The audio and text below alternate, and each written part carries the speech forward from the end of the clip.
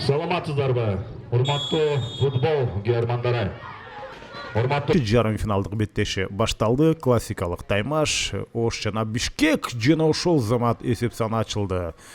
Бишкек командасы жана алардын дал эми А тайпасында Бишкек чүйгө утулуп калып экинчи орунду алып калган. Азыр сонун мүмкүнчүлүк Ошто чеберчиликке салып жакшы пастар менен аракет кылып атат. Гол ал мезгилде.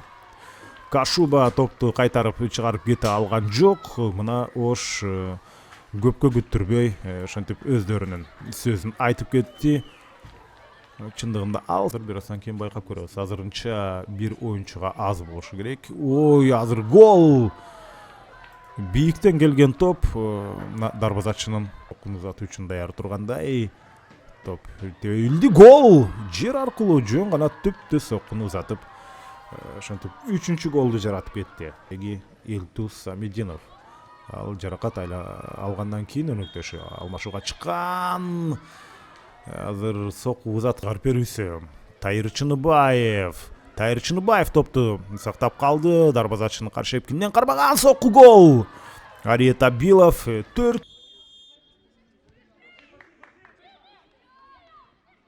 Сындагы ошондо Кыргыз Республикасынын кубогунун жарым финалдык беттеши, гол ал учурда Ош ошентип эсеп санын кыскартты. Экинчи азыр оң канаттан өтө сонун пас, сол бут менен сокку.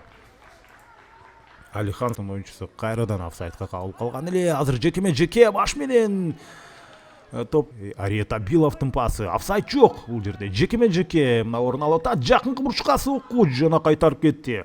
Байел апната жүрүшү керек эле. Бизде бир камера болуп, жалаң сол тарапта болгондон ал жакты дайыма көрө бербейбиз. Гол ал учурда. Өтө мына керемет соккуну Байел Жанышбеков ишке ашырып кетти.